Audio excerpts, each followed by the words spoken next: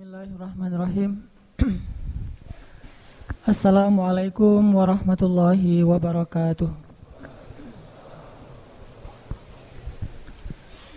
Cek. Alhamdulillah hamdan katsiran thayyiban mubarakan fih kama yuhibbu rabbuna wa yarda.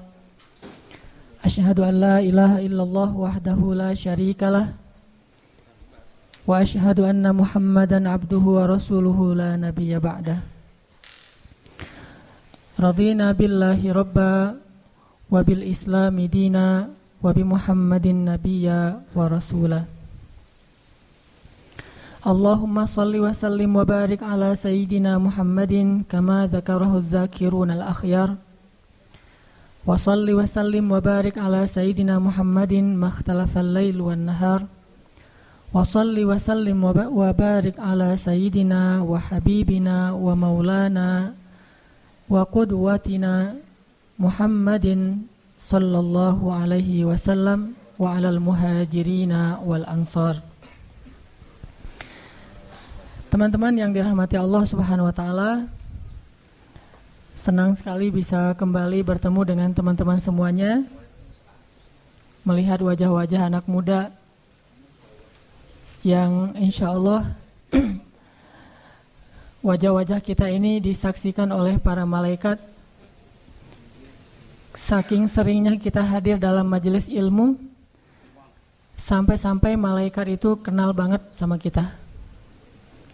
Sehingga kalau nanti kita sesekali hadir di majelis yang tidak baik, malaikat ngeliat, nih kayaknya yang sering ke Latif nih, salah jalan gak kesini. Jadi malaikat kenal. Ternyata kita walaupun gak banyak followers di antara manusia, insya Allah banyak followers di antara malaikat. Jadi sekali kita setiap Rabu ngeposting lagi taklim, malaikat nge-like. Pas habis posting kita komen, alhamdulillah malam ini dapat ilmu, kata malaikat, barakallah, gitu ya. Jadi saling mengkomen. Yang melihat komen itu Allah Subhanahu wa taala. Tahu berapa malaikat yang nge-followers kita malam ini? Mau tahu berapa? 70.000 malaikat memfollow orang-orang yang duduk dalam majelis ilmu. Jadi Allah Subhanahu wa taala mengutus malaikat setiap hari dengan tugas nyari majelis zikir dan majelis ilmu. Setiap hari turun ke bumi nyari di mana ada majelis ilmu. Sehingga malaikat itu akan masuk ke gang-gang yang paling kecil, yang paling sempit demi untuk menemukan majelis ilmu. Lalu ketika malaikat itu melihat majelis ilmu atau majelis zikir, malaikat itu akan mention ke semua malaikat yang ada.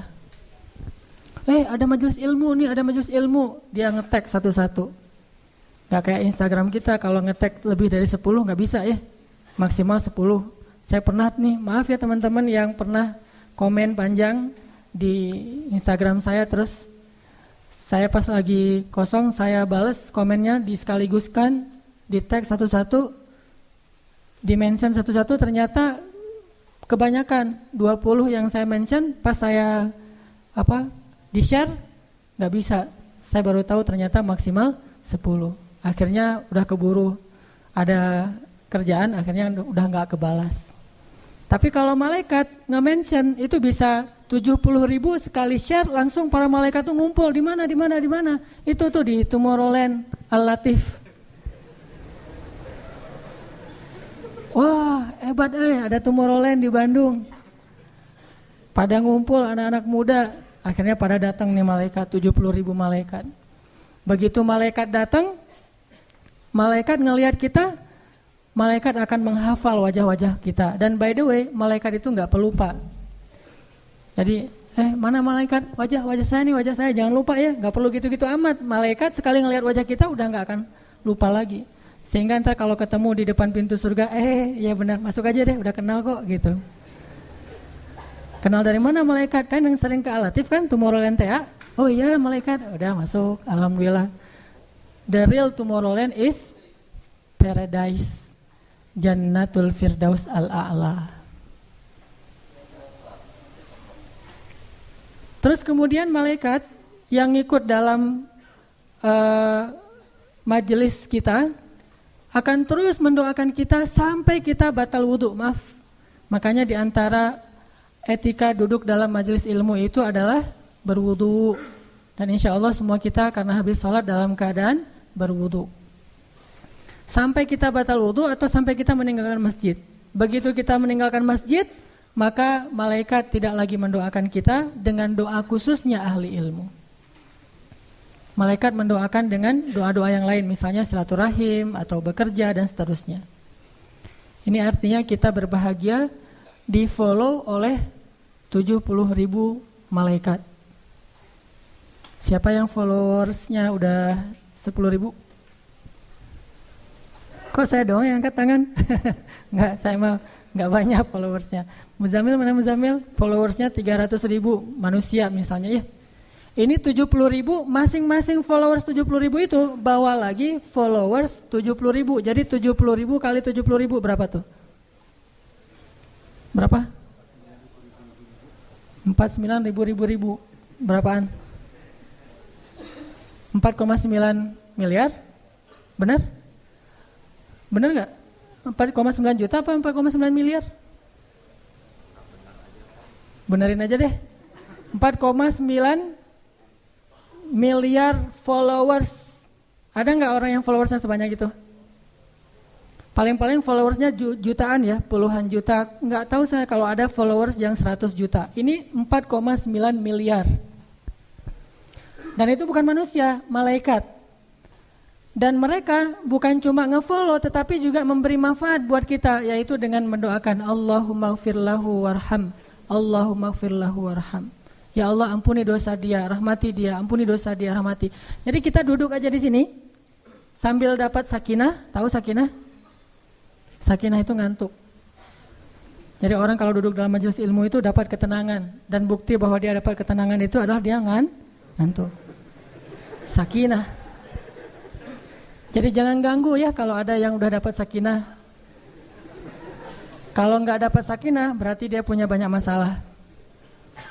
Kalau yang pas datang ke majelis ilmu baru aja selesai assalamualaikum nggak sempat salah sunnah tuh saking ngantuknya, sakinah langsung ya tidur, bangun-bangun udah bubar, berarti dia mendapatkan sakinah. Dan insya Allah setelah itu mawaddah warahmah. Pulang dari majelis ilmu dapat mawaddah warahmah. Ini kepanjangan, prolognya. Kita lanjut. Malam ini kita ngebahas apa? Kita membahas lagi tentang judul lama kita, yang mudah-mudahan ini bisa mengingatkan kita kembali tentang semangat menjaga iman atau keep the faith. Cuman mungkin agak saya aransemen dikit. Jadi ada sedikit aransemen baru nih. Yang pernah ikut keep the faith 1, boleh minta tolong angkat tangan. Wah, ini jamaah baru semua ini. Subhanallah. Gak pernah dengar The Faith 1 di internet, di YouTube? Oh, berarti ini baru datang ke Al-Latif sekitar beberapa bulan yang lalu ya. Alhamdulillah. Keep the Faith 1 itu membahas tentang gimana cara kita ngandelin Allah dalam semua urusan kita. Dan malam ini saya akan tambahin dikit saja materi tentang keep the faith. Kita akan melihat keep the faith ini dari angle kalimat yang sering diucapkan oleh orang-orang soleh, yaitu kalimat hasbunallah wa ni'mal wakil, atau kalimat hasbiyallah wa ni'mal wakil. Apa bedanya hasbunallah sama hasbiyallah? Bedanya apa? Kalau hasbunallah, cukup bagi kami Allah. Kalau hasbiyallah, cukup bagi saya Allah. Sama aja, cuman beda. Kalau sendiri ngomongnya hasbiyallah. Kalau bareng-bareng ngomongnya hasbunallah. Nah, berkaitan dengan kalimat hasbunallah atau hasbiyallah ini, ada beberapa kisah yang mungkin bisa jadi teladan. Harusnya bagi seorang mukmin, Allah itu sudah cukup bagi dia daripada yang lain.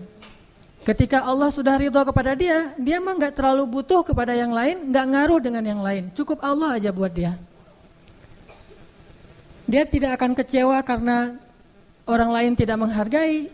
Dia tidak akan kecewa ketika orang lain meninggalkannya. Dia tidak akan sedih ketika dia dalam kesendirian. Dia tidak akan merasa bergantung kepada orang lain moodnya, karena moodnya itu tergantung kepada Allah Subhanahu Wa Taala. Kalau Allah sudah ridho bagi saya cukup. Harta, kalau dibandingkan dengan Allah, saya lebih memilih Allah daripada harta. Kadang dalam hidup kita harus milih antara harta yang banyak atau Allah, antara sehat atau Allah, antara sembuh atau Allah, antara menikah atau Allah. Itu harus milih. Kadang-kadang kita, ini kamu mau nikah dengan cewek yang paling kamu ngeklik atau mau milih Allah. Kadang harus milih gitu. Contohnya gimana? Misalnya calon pasangan kita adalah orang yang mungkin belum Allah kasih hidayah, beda agama. Tapi udah terlanjur cinta banget nih. Udah cinta banget sama dia dan secara akhlak dia orangnya baik banget. Cuma satu aja masalahnya, dia belum beriman. Dan kita ajak untuk masuk Islam juga, dia masih agak-agak galau gitu dan belum bisa memutuskan. Tapi udah terlanjur baper, udah cinta banget, udah cinta mati, gak bisa hidup tanpa dia, terus gimana tuh? Udah terlanjur cinta, tapi secara fikih, secara agama gak boleh menikah karena dia beda agama. Di situ kita disuruh pilih, dia atau saya, kata Allah Subhanahu Wa Taala. Sehingga orang-orang yang yakin kepada Allah, orang yang tahu betapa kebersamaan Allah itu tidak ada duanya, betapa Allah itu cukup buat kita, dengan tegas dia akan mengatakan, hasbi Allah, cukup bagi saya Allah. Kecuali kamu mau bersama saya menyembah Allah Subhanahu Wa Taala. Saya nggak butuh harta, saya nggak butuh cinta. Bagi saya cinta Allah itu adalah segalanya. Kalau dalam bahasa hadis, salasun man kunna fi wajada halawatal iman. 3 hal yang kalau seseorang mendapatkan 3 hal ini, dia akan ngerasain indah banget keimanan itu. Jadi mukmin itu terasa pokoknya udah nggak ada masalah lagi deh, udah jadi mukmin udah cukup gitu. Ketika dia dapat iman, bagi dia itu udah dapat segalanya. Ketika dia yakin kepada Allah, bagi dia itu sudah mendapatkan dunia dan seisinya, bahkan lebih dari itu. Salasun, 3 hal yang kalau kita dapatin ini, insya Allah kita akan bahagia sebagai orang mukmin. Kalau nggak dapat ini, walaupun kita beriman, kita nggak akan bahagia banget. Pengen jadi orang mukmin dan bahagia, milikilah 3 hal ini. Salah satu dari 3 hal itu adalah ayyakunallahu wa rasuluhu ahabba ilaihi mimma siwahuma. Ketika Allah dan Rasul lebih dia cintai dari apapun juga. Kalau kita bisa Allah dan Rasul paling kita cintai dalam hidup kita, kita akan bahagia. Tapi kalau ada sesuatu yang lebih kita cintai daripada Allah dan Rasul dalam hidup kita, kita nggak akan bahagia. Kita boleh mencintai pasangan? Boleh nggak? Boleh, tapi nggak boleh melebihi cinta kita kepada Allah dan Rasul. Kita boleh mencintai anak? Boleh, tapi nggak boleh melebihi kecintaan kita kepada Allah dan Rasul. Kita boleh mengumpulkan harta, saya nggak bilang cinta harta, mengumpulkan harta. Tapi tidak boleh harta itu masuk ke dalam hati kita sehingga kita mencintainya. Bahkan seperti kita mencintai Allah dan Rasul, nggak boleh. Harus lebih Allah dan Rasul di atas segalanya. Ayyakunallahu wa rasuluhu ahabba ilaihi mimma siwahuma. Pokoknya Allah itu cinta mati saya. Rasulullah itu cinta sejati saya. Dan saya tidak pernah mencintai sesuatu pun atau seseorang pun seperti saya mencintai Allah dan Rasul. Sahabat seperti hampir seluruh sahabat kayak gitu. Hampir seluruh sahabat kayak gitu. Atau bisa kita bilang seluruh sahabat seperti itu. Kecuali mungkin ada beberapa orang sahabat yang orang Badui misalnya, orang pedalaman yang ketemu Rasul cuma sebentar sekali-kalinya. Mungkin dia belum terlalu mengerti makna cinta kepada Allah dan Rasul. Tapi sahabat yang terus berinteraksi dengan Rasul, hidup di samping Rasulullah, semua mereka itu mencintai Allah dan Rasul di atas segalanya. Sangat mencintai Allah dan Rasul. Sehingga kalau mereka ketemu dengan Rasulullah, mereka suka bilang gini, bi abi anta wa ummi ya Rasulullah. Ini kata-kata sahabat yang paling sering terdengar. Bi abi anta wa ummi ya Rasulullah. Apa maksudnya? Engkau lebih saya cintai daripada ayah dan ibu saya, wahai Rasulullah. Engkau lebih saya cintai daripada keluarga saya, ya Rasulullah. Engkau lebih saya cintai daripada anak saya, ya Rasulullah. Engkau lebih saya cintai daripada apapun juga. Seperti Ummu Umarah, seorang perempuan yang saking mencintai Rasulullah, ketika dalam perang Uhud, kaum muslimin mundur dan lari karena mereka hampir kalah, kocar-kacir barisannya. Akhirnya mereka semuanya naik ke atas bukit, tinggallah Rasulullah sendiri di bawah. Ketika Rasulullah tinggal sendiri, Ummu Umarah melihat ke belakang dan ternyata Rasulullah tinggal sendiri. Akhirnya Ummu Umarah lari lagi untuk membentengi Rasulullah dengan tubuhnya. Dia jadikan tubuhnya sebagai perisai Rasulullah SAW. Sehingga waktu itu Ummu Umarah sampai dapat banyak luka di tubuhnya, sampai para ulama mengatakan lebih daripada 20 bekas luka di tubuhnya. Kenapa? Karena ketika orang ingin menebas Rasulullah, Ummu Umarah meletakkan badannya di depan Rasulullah sehingga dia rela dia kena tebas. Ketika orang ingin menombak Rasulullah, dia tahan dengan tubuhnya. Ketika orang memanah Rasulullah, dia jadikan tubuhnya sebagai perisai Rasulullah. Sehingga ketika selesai perang Uhud, Rasulullah datang kepada Ummu Umarah dan melihat tubuh Ummu Umarah yang penuh dengan luka. Bahkan di belakang lehernya Ummu Umarah ini lukanya, bekas sayatan pedang itu sampai besar sekali, hampir seolah-olah memutuskan leher Ummu Umarah. Kalau bukan itu, mungkin Ummu Umarah sudah meninggal dunia. Dan akhir hayat Ummu Umarah, kehilangan satu lengannya gara-gara membela agama Allah Subhanahu wa taala. Tapi ketika Rasulullah tanya kepada Ummu Umarah, "Ya Umma Umarah, bagaimana keadaanmu?" "Ya Rasulullah, enggak apa-apa, gimana keadaanmu ya Rasul?" Dia malah nanya keadaan Rasulullah. Bagaimana keadaan Rasulullah? Bagaimana keadaan Rasulullah? Dia masih terluka parah. Jadi orang ngigaunya itu gimana Rasulullah? Gimana Rasulullah? Itu ngigaunya. Seperti seorang pemuda yang ngigaunya menyebutkan nama cewek yang dia cintai. Atau seorang pemudi, seorang cewek yang ketika ngigau dia menyebutkan nama orang yang dia cintai. Direkam lagi sama temannya, kemudian diposting di Instagram. Ketahuan deh ya. Ummu Umarah ketika ngigau dalam keadaan sakit keras, Rasulullah, di mana Rasulullah? Saya enggak rela kalau belum tahu kabar tentang Rasulullah. Ketika orang-orang mengatakan, "Ya Ummu Umarah, Rasulullah dalam keadaan selamat dan sehat. Dan beliau tidak terlalu parah lukanya. Alhamdulillah beliau selamat, sedang dirawat sekarang. Alhamdulillah. Bawakan saya ingin bertemu dengan Rasulullah." Ummu Umarah. Padahal di tubuhnya banyak luka. Sehingga Rasulullah berdoa, "Ya Allah, berkahilah Ummu Umarah, keluarga Ummu Umarah." Begitu juga dengan Abu Bakar As-Siddiq. Ketika dalam masa-masa sulit di Mekah, saat Rasulullah SAW sedang sholat di depan Ka'bah. Waktu itu Rasulullah lagi sholat dan Abu Bakar melindungi Rasulullah. Jadi Abu Bakar di samping Rasulullah jadi kayak bodyguard gitu, jadi kayak pengawal Rasulullah. Ketika Rasulullah sedang sholat, Rasulullah membacakan ayat Al-Quran, Abu Bakar menjadi pengawalnya. Begitu datang Abu Jahal ingin menyentuh Rasulullah, langsung ditahan oleh Abu Bakar. "Ya Abul Hakam, jangan ganggu orang yang menyembah Allah."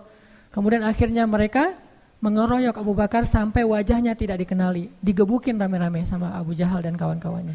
Sampai dalam bahasa ayat atau dalam bahasa sejarah, wajahnya sampai tidak dikenali, artinya hancur-hancuran, babak belur Abu Bakar As-Siddiq demi membela Rasulullah. Kemudian digotong oleh keluarganya kepada Bani Taim, keluarganya Abu Bakar, kabilah Taim. Ketika beliau sadar dari pingsannya, yang pertama beliau tanya, "Di mana Rasulullah? Bagaimana keadaan Rasulullah? Bagaimana keadaan Rasulullah?" Orang-orang mengatakan, "Ya Abu Bakar, kami mengkhawatirkan keadaanmu, tetapi engkau masih mengkhawatirkan Muhammad."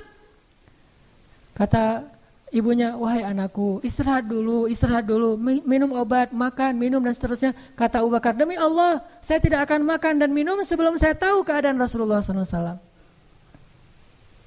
Ayyakunallahu wa rasuluhu ahabba ilaihi mimma siwahuma. Tidakkah kita cemburu kepada orang-orang seperti itu?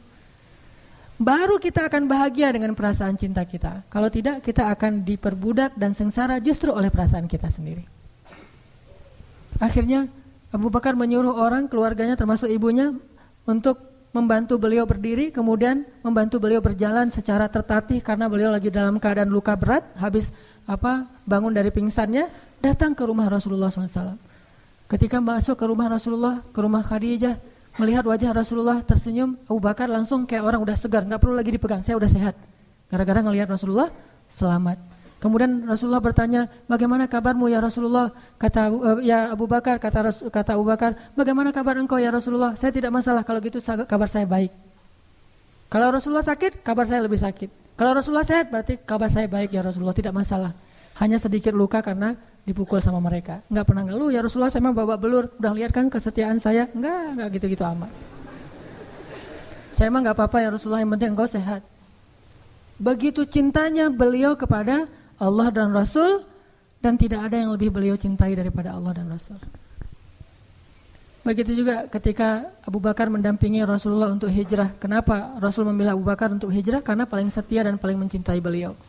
Di perjalanan ketika lagi jalan dengan Rasulullah, Abu Bakar kadang berdiri di depan, kadang berdiri di belakang, kadang berjalan di sebelah kanan, kadang berjalan di sebelah kiri, terus saja mundar-mandir, ngelilingin Rasulullah terus kayak orang tawaf gitu. Dan wajahnya tuh gelisah banget, khawatir banget. Sampai Rasulullah bertanya, ya Abu Bakar, mabik, kenapa kamu ya Abu Bakar? Kok mundar-mandir keliling di belakang depan saya? Kata Abu Bakar, ya Rasulullah, kadang ketika saya berada di sebelahmu, saya khawatir ada musuh yang akan menghadangmu di depan. Jadi saya ke depan biar saya duluan yang kena. Ketika saya di depan, saya khawatir ada musuh di belakang, saya lari ke belakang. Ketika saya di belakang, saya khawatir ada musuh di sebelah kananmu, di sebelah kirimu. Sehingga saya tidak pernah merasa tenang. Saya khawatir musuh ingin mencelakaimu, biarlah saya lebih dulu yang celaka ya Rasulullah. Allah dan Rasul paling dicintai bagi mereka. Di dalam gua Thur, ketika Rasulullah istirahat karena kecapean, Rasulullah tertidur sambil duduk, Abu Bakar tidak bisa tidur. Abu Bakar terus berjaga-jaga, jangan ada musuh yang datang ke dalam gua itu untuk membunuh Rasulullah. Jaga-jaga terus, siaga banget. Sampai ketika waktu sedang bersiaga kayak gitu, Abu Bakar ngelihat ada seekor kayak kalajengking keluar dari sebuah lubang di dalam gua, langsung ditutup oleh tangan Abu Bakar As-Siddiq.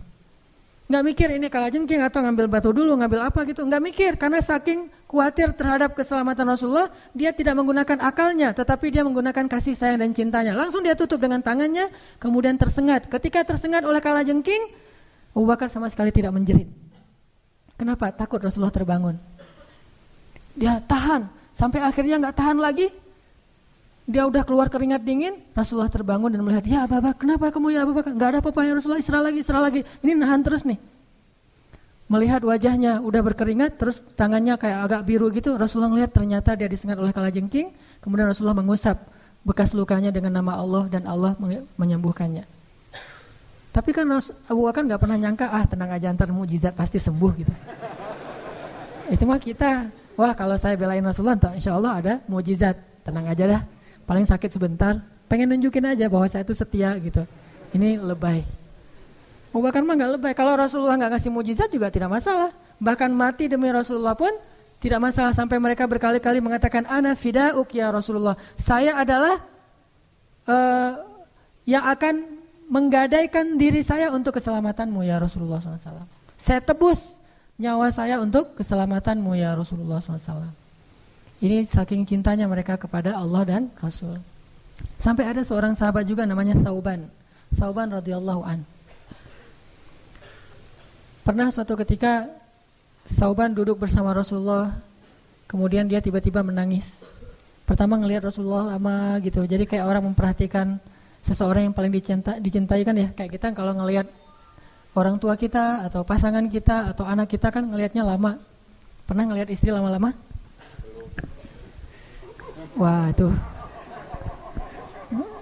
saya kalau ngelihat istri saya tuh suka lama gini aja, lama banget, selama orang sholat tahajud. Nggak gitu juga kali. Ngelihat istri lama, kenapa? Karena sayang kepada pasangan kita. Kita ngelihatnya lama dengan bahasa kasih sayang, tapi nggak ngelihat dengan perasaan lain ya. Perasaannya cuma kasih sayang, jadi nggak macam-macam. Ini ada sahabat namanya Thauban, kalau ngelihat Rasulullah tuh lama. Ngeliatin, senyum. Rasulullah lihat, ya Thauban kenapa? Enggak ya Rasulullah, ngeliatin lagi. Jadi kayak orang, kalau di kita mungkin, apaan sih lo gitu ya. Enggak. Kalau sahabat mah cintanya murni karena Allah, bukan karena macam-macam, bukan LGBT. Ini ngeliat Rasulullah lama, Rasulullah, ya Thauban kenapa? Tiba-tiba Thauban nangis. Rasulullah tanya, ma yubkika ya Thauban, kenapa kamu menangis wahai Thauban? Ya Rasulullah, saya cinta sekali kepada engkau ya Rasulullah. Tidak ada yang lebih saya cintai di muka bumi ini setelah Allah kecuali engkau ya Rasulullah. Terus kenapa? Saya khawatir kalau nanti engkau kembali kepada Allah dan saya juga kembali kepada Allah, saya tidak akan bertemu dengan engkau lagi ya Rasulullah. Kenapa demikian ya Thauban? Ya Rasulullah, engkau itu kekasih Allah. Engkau itu dijanjikan surga oleh Allah, tempatmu itu di surga Firdaus. Sedangkan saya hanya orang biasa ya Rasulullah. Amal saya sedikit, dosa saya banyak. Bagaimana saya akan menemuimu lagi nanti di akhirat ya Rasulullah? Cuma di dunia saja saya bisa melihat wajahmu dari dekat. Sedangkan di akhirat, engkau berada di tempat yang tinggi dan saya belum tentu masuk ke dalam surga. Bagaimana keadaan saya hari itu ya Rasulullah? Nangis Sauban, karena khawatir gak bisa ketemu dengan Rasulullah nanti di akhirat. Di dunia mungkin saya bisa bertemu dengan engkau ya Rasul, bisa memeluk engkau, bisa mendengar kata-katamu yang luar biasa, bisa melihat wajahmu dan senyummu yang sangat menenteramkan hati. Nanti di akhirat, bahkan di padang mahsyar belum tentu saya bisa bertemu dengan engkau ya Rasulullah. Akhirnya Rasulullah kemudian mendoakan Sauban dan mengajaknya untuk banyak melakukan sujud sehingga nanti bisa bareng dengan Rasulullah di surga Firdaus. Berselawat kepada Rasulullah sallallahu alaihi wasallam. Begitu juga ketika turun ayat idza jaa nasrullahi wal fath wa ra'aitan nasa yadkhuluna fi dinillahi afwaja. Ketika Nabi membacakan ayat ini kepada para sahabat, semua para sahabat itu bertakbir Allahu Akbar, menang gitu. Ini ayat kemenangan kan? Kalau telah datang kemenangan dari Allah dan pertolongan. Dan kamu melihat orang berbondong-bondong masuk Islam, yaitu setelah perjanjian Hudaibiyah, Fathu Makkah, setelah perang Khaybar, orang berbondong-bondong masuk Islam. Lalu para sahabat memaknai ayat ini adalah kemenangan. Semuanya bertakbir, kecuali Abu Bakar As-Siddiq yang menangis. Melihat Abu Bakar menangis sendiri di pojok, Umar datang menghampiri Abu Bakar dan bertanya, "Ya Abu Bakar, bukankah ini berita gembira? Kenapa engkau menangis ya Abu Bakar? Bukankah ini kemenangan dari Allah, ini nikmat anugerah dari Allah, kenapa engkau menangis?" Kata Abu Bakar, "Ya, ini berita gembira, kemenangan dari Allah dan juga sekaligus berita duka." "Duka bagaimana ya Abu Bakar?" Kata Umar. "Ya Umar, ketika Allah mengatakan agamanya sudah menang, bahwa dakwah ini sudah memperoleh kemenangan yang besar, orang akan berbondong-bondong masuk Islam, itu artinya tugas Nabi sudah selesai. Dan ketika tugas Nabi sudah selesai, maka itu artinya Rasulullah sebentar lagi akan kembali kepada kekasihnya dan meninggalkan kita." Baru Umar sadar dan menangis, lalu dia menyampaikan kepada semua sahabat, "Jangan kalian bertakbir dulu, sesungguhnya ini adalah musibah paling besar." Lalu mereka diajarkan oleh Umar, "Musibah apa ya Umar?" Umar mengatakan apa yang dikatakan Abu Bakar, baru seluruh para sahabat menangis. Perpisahan dengan Rasulullah SAW. Tidak ada yang lebih mereka tangisi sejak mereka lahir ke muka bumi, kata para sahabat, seperti mereka menangisi wafatnya Rasulullah SAW. Semua rumah di Madinah itu terdengar suara orang menangis. Bahkan lebih dari 1 bulan kota Madinah itu dalam keadaan berduka karena mereka menangisi kepergian Rasulullah SAW. Begitu juga ketika Rasulullah SAW berdiri di atas mimbar. Kemudian Rasulullah mengatakan, "Wahai kaum muslimin, sesungguhnya ada seorang hamba diberikan pilihan oleh Allah antara kembali kepada Allah atau dia tetap bersama orang-orang yang dia cintai." Ternyata hamba itu memilih untuk kembali kepada kekasihnya. Para sahabat diam aja gak ngerti, Abu Bakar nangis lagi. Saking pekanya hati Abu Bakar karena cintanya kepada Rasulullah. Lalu Umar nanya lagi kepada Abu Bakar, "Ya Abu Bakar, kenapa nangis? Bukankah itu kisah laki-laki Bani Israel?" Kata Abu Bakar, "Itu bukan kisah Bani Israel, itu Rasulullah yang diberikan pilihan antara kembali kepada Allah atau tetap bersama kita, dan beliau memilih kembali kepada Allah." Baru nangis juga. Umar ini sering merasa gak ada apa-apanya di hadapan Abu Bakar As-Siddiq. Dan Abu Bakar bukan karena lebih cerdas daripada Umar. Terkenal Umar itu cerdas, Ali bin Abi Thalib itu cerdas, tetapi cintanya Abu Bakar kepada Rasulullah di atas rata-rata. Sehingga dengan cinta itu dia lebih peka, dia lebih ngeh, dia lebih aware daripada sahabat-sahabat yang lain. Bahkan ada juga sahabat yang kayak gini. Setiap malam dia ada di depan rumah Rasulullah. Asal udah malam, udah ada dia tuh di depan rumah Rasulullah. Habis sholat Isya udah langsung siaga di depan rumah Rasulullah. Sampai Rasulullah bertanya, "Siapa di depan rumah?" "Saya ya Rasulullah." "Apa yang kau lakukan?" "Gak ada, Rasulullah lagi lewat," gitu. Besok dia lagi, terus saja setiap malam dia berjaga di depan rumah Rasulullah. Kenapa? Dia gak rela ada seorang pun yang datang untuk menyakiti Rasulullah. Dia terus berjaga-jaga demi Rasulullah. Gak pernah tidur di malam hari demi menjaga rumah Rasulullah SAW. Saking cintanya kepada Allah dan Rasul. Inilah halawatul iman. Inilah orang mukmin yang paling bahagia. Siapa orang yang paling bahagia di antara orang yang beriman? Yang benar-benar bisa meletakkan Allah dan Rasul di dalam hatinya dan tidak ada ruang lagi buat yang lain kecuali dengan seizin Allah dan Rasulnya. Ini yang disebut dengan hasbunallah wa ni'mal wakil. Ridho, radina billahi rabba wa bil islami dina wa bi Muhammadin nabiyya wa rasula. Cukup Allah dan Rasul, yang lain Allah yang mencukupkan. Bukan cukup bagi saya, pasangan saya, Allah nanti aja. Tapi cukup Allah dan Rasul, yang lain Allah yang mencukupkan. Siapa yang dalam hatinya Allah dan Rasul cukup, maka Allah akan memberikannya kecukupan dari segala sesuatu. Gak ada harta, Allah kasih dia rasa cukup. Sakit, Allah kasih dia rasa cukup. Sendiri Allah kasih dia rasa cukup. Yang membuat kita sengsara itu bukanlah kita kekurangan harta, bukanlah kita sendiri, bukan kita dalam keadaan susah atau banyak penyakit. Yang membuat kita sengsara itu hati kita tidak cukup merasa bahagia. Terlalu kecil ruangnya untuk kebahagiaan sehingga kita selalu merasa hampa. Sedangkan orang yang Allah cukupkan, mungkin dia adalah orang yang Allah uji dengan penyakit sekian belas tahun tidak sembuh seperti Nabi Ayub. Mungkin dia orang yang Allah uji dengan kehilangan orang-orang yang dia cintai seperti Nabi Yakub. Mungkin dia adalah orang yang diuji dengan harus meninggalkan orang yang paling dia cintai seperti Ibrahim. Tetapi Allah cukupkan hatinya dengan kebahagiaan. Hasbunallah. Tidak ada yang lebih berharga bagi kita daripada Allah. Maka siapapun yang memberikan hatinya lebih dulu kepada makhluk sebelum kepada Allah dan Rasul, siap-siaplah untuk sengsara dan kecewa. Berikan hati kita kepada Allah dan Rasul. Setelah itu Allah yang akan memberikan hati itu kepada orang yang paling layak untuk kita. Jadikan Allah dan Rasulullah itu cukup dalam hati kita. Setelah itu Allah akan mencukupkan segala kebutuhan kita. Masih ingat kisah kaum Ansor setelah perang Hunain? Perang Hunain itu terjadi setelah perang apa? By the way, perang Hunain namanya. Terjadi setelah perang Fathu Makkah. Jadi Nabi habis Fathu Makkah, kemudian Nabi ekspansi lagi ke daerah Ji'ronah sampai ke Taif. Sekarang tuh jadi salah satu tempat untuk memulai umroh atau mikot, yaitu Ji'ronah, sekitar 30 menit dari kota Mekah. Setelah selesai perang Hunain, kaum muslimin itu mendapatkan ghanimah yang sangat banyak, hampir sebanyak perang Khaybar. Jadi dua perang yang paling besar ghanimahnya itu, satu perang Khaybar dan di bawahnya perang Hunain. Ribuan ekor onta, ribuan domba, ribuan kuda dengan alat-alat perang yang berharga, kemudian juga berhala-berhala yang terbuat dari emas dan perak, itu ditinggalkan di medan perang dan diambil oleh kaum muslimin. Mungkin ratusan miliar. Ketika mendapatkan semua ghanimah itu kemudian dikumpulkan di sisi Rasulullah, karena yang membagikan ghanimah cuma Rasulullah waktu itu. Tiba-tiba Rasulullah memanggil Abu Sufyan, orang Mekah yang baru masuk Islam. Ya Abu Sufyan, ambillah onta yang kamu suka, 100 ekor onta. Abu Sufyan mengambil 100 ekor onta dan mengatakan, saya merasa nyaman sekali dalam Islam. Bagi dia, kenyamanan dalam Islam itu masih diukur dengan harta. Ini namanya mu'allaf, orang yang dibujuk hatinya dengan harta. Abu Sufyan senang membawa 100 ekor unta. Kata Rasulullah, cukup ya Abu Sufyan? Cukup ya Rasulullah, cuman kalau ada lebih boleh sih. Dikasih lagi 100 ekor unta, sampai Abu Sufyan mendapatkan lebih dari 200 ekor unta. Panggil lagi tokoh-tokoh Quraisy yang lain yang baru masuk Islam, dikasih lagi 100 ekor unta.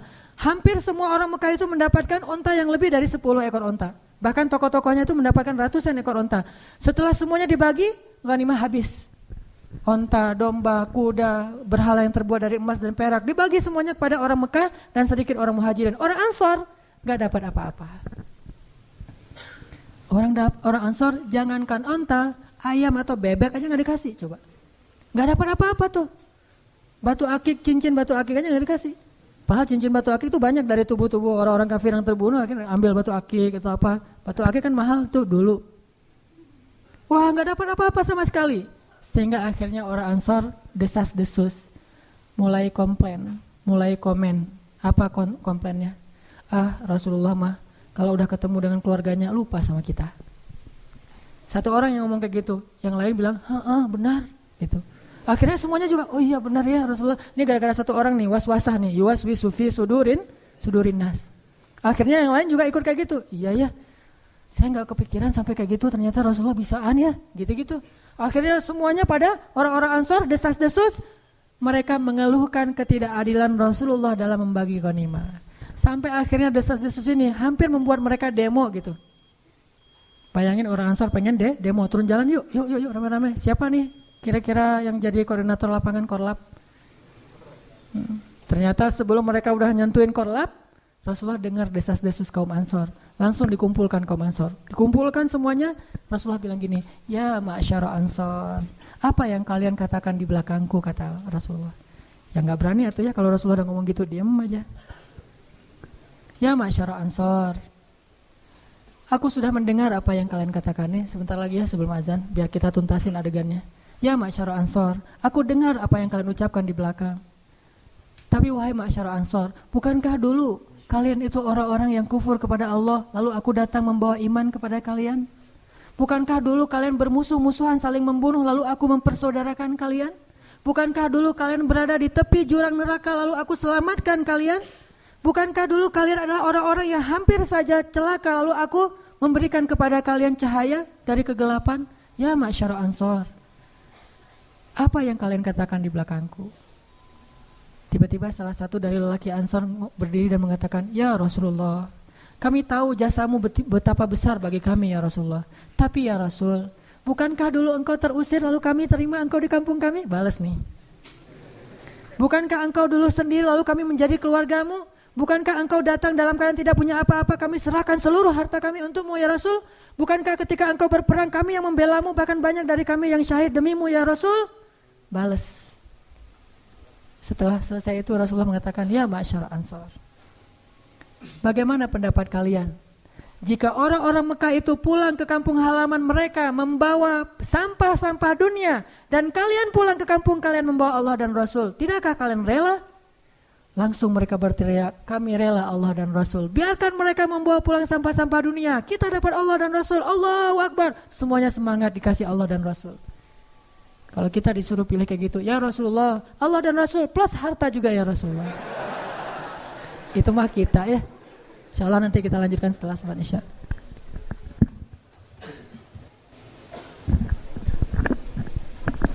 Bismillahirrahmanirrahim. Teman-teman yang dirahmati Allah, sebelum kita lanjutkan kepada sesi kedua, marilah kita saling mendoakan kebaikan. Pertama kepada ibundanya teman kita, salah seorang jamaah Latif juga, Kang Roni Cicahem, salah satu anak skateboard. Ibunya sedang dalam keadaan sakit. Kemudian yang kedua, orang tua dari teman kita juga, Iwok, yang sedang ibadah haji, baru sembuh dari sakit. Kemudian yang ketiga, Saudari Resti, 10 tahun koma di rumah sakit Islam. Saudari Resti yang usianya 10 tahun sedang dalam keadaan dirawat di rumah sakit Islam dan koma. Mudah-mudahan Allah Subhanahu wa taala mengangkat penyakit mereka dan menggugurkan dosa-dosanya dan juga meninggikan derajatnya. A'udzubillahi minasyaitonirrajim. Bismillahirrahmanirrahim. Allahumma rabban nas adhibil ba's ishfi anta syafi la shifaan illa shifa'uk shifaan la yughadiru saqaman.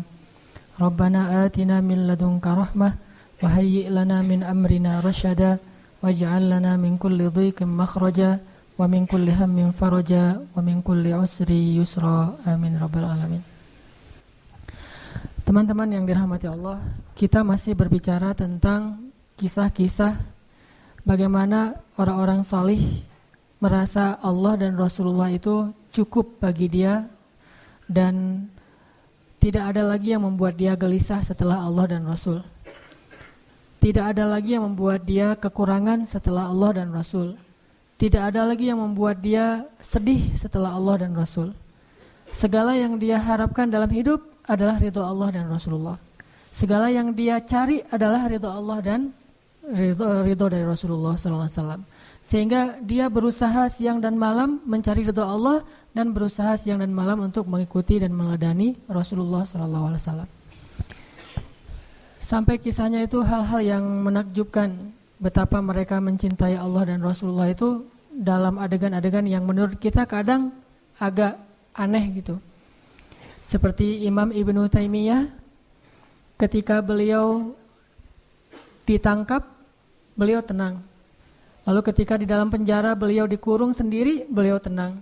Ketika beliau dibiarkan kelaparan, beliau tenang. Ketika beliau dibuat tidak bisa tidur, beliau tenang. Bahkan ketika beliau mau dihukum mati digantung, beliau tenang. Sampai orang-orang penasaran dan bertanya kepada Ibnu Taimiyah, kenapa engkau tenang sekali menghadapi semua ujian ini? Apa kata beliau? Ketika saya dikurung, maka saya menganggap diri saya sedang berduaan dengan Allah. Dan itu membuat saya tenang. Ketika saya tidak bisa tidur, maka saya sedang menganggap saya sedang qiyamul lail dan menghadap Allah yang turun ke langit dunia setiap malam. Dan itu membuat saya tenang. Ketika saya lapar, saya menganggap saya sedang berpuasa karena Allah, dan itu membuat saya tenang. Dan kalau mereka mengancam saya untuk dibunuh, saya anggap saya mendapatkan keistimewaan syahid di jalan Allah, dan itu pun membuat saya tenang. Jadi tidak ada satupun masalah di dunia itu yang membuat dia gusar atau membuat dia panik, membuat dia putus asa, karena selalu dia merasa bersama Allah Subhanahu wa taala. Hasbunallah wa ni'mal wakil. Cukup bagi kita Allah. Teman-teman pernah nggak ngerasain kalau misalnya naik motor yang biasa pakai helm, sesekali naik motor jalan jauh nggak pakai helm, kira-kira ngerasa khawatir nggak? Hariwang nggak tuh? Hariwang kan? Hariwangnya bukan karena takut kecelakaan, takut ada razia.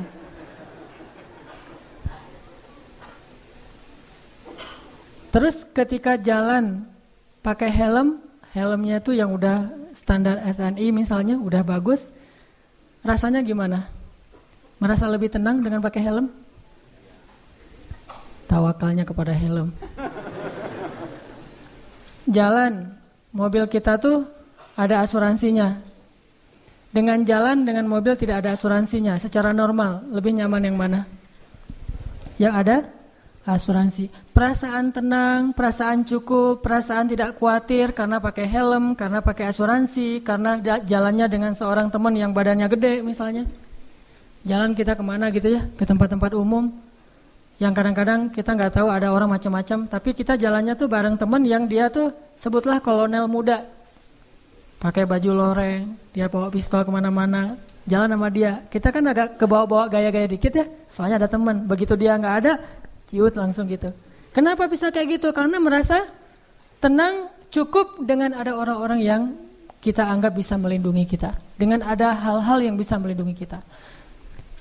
Apakah kalau kita membaca doa ketika kita meninggalkan rumah, kita ngerasa tenang seperti pakai helm? Kalau belum baca doa, astagfirullah, ternyata saya belum baca doa. Subhanalladzi sakhkhara lana hadza. Pas sudah selesai baca doa, udah tenang nih. Nyetirnya tenang nih. Kenapa? Udah baca doa. Nyetirnya tenang, kenapa? Karena udah tawakal sama Allah. Ninggalin keluarga tenang, kenapa? Karena udah baca doa. Ya Allah, saya titipkan keluarga saya kepadamu, Engkau sebaik-baik penjaga. Udah pergi tenang.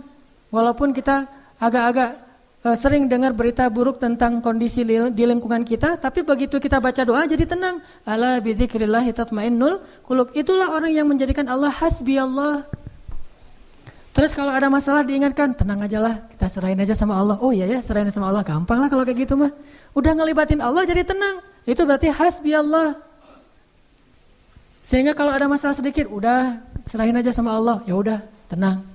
Udah ntar Allah yang balas. Oh, Allah sebaik-baik pembalas. Balasannya jauh lebih baik daripada balasan manusia. Tenang. Kenapa bisa merasa tenang? Karena di hatinya itu hasbi Allah, cukup Allah, dan yang lain itu nggak akan pernah memberi kecukupan buat kita kecuali Allah Subhanahu wa taala. Saya beberapa kali pernah misalnya harus pergi malam-malam.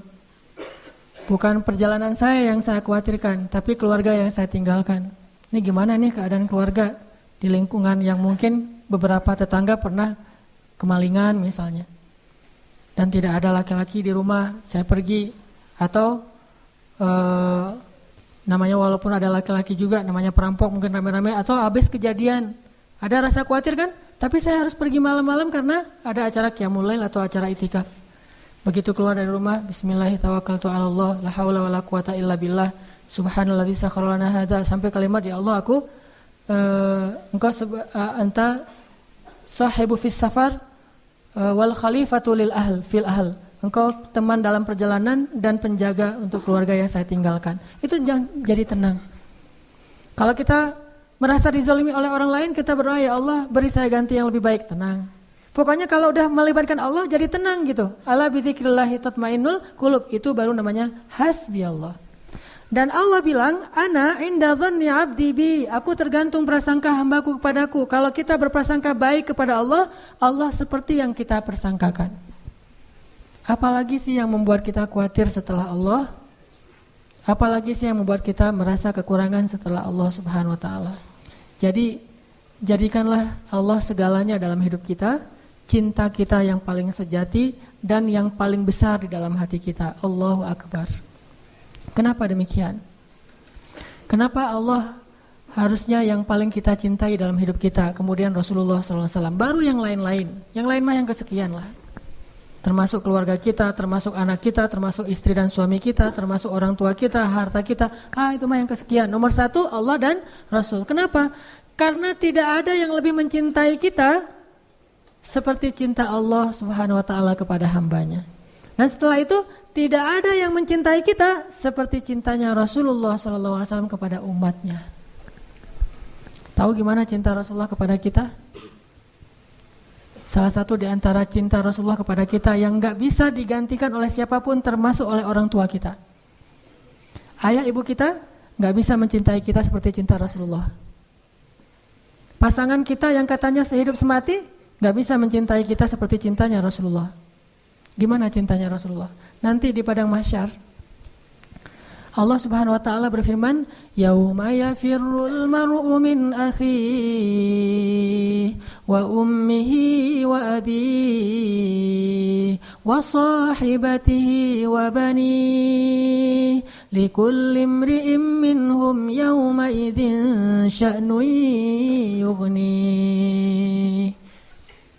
Hari ketika seorang ayah lari dari anaknya, seorang suami lari dari istrinya, istri lari dari suaminya, anak lari dari orang tuanya, pasangan lari dari pasangannya, sahabat lari dari sahabatnya. Likulli imri'in yauma idzin, pada hari itu semua orang sya'nun yughni, sibuk ngurus diri sendiri, kecuali satu orang. Semua orang, Nabi Adam, Nabi Nuh, Nabi semua anbiya dan semua manusia pada hari itu yauma idzin sya'nun yughni. Likulli imri'in minhum yauma idzin sya'nun yughni. Semuanya sibuk dengan diri sendiri. Udah lupa tuh, kita dikuburin satu liang lahat dengan pasangan sejati kita, tapi pas kita bangkit kita nggak akan lihat ke sebelah kanan kiri kita. Dia juga nggak usah kegeeran, dia juga akan ngelihat kita kok. Saya nggak akan lihat dia, tapi dia pasti ngelihat saya nih.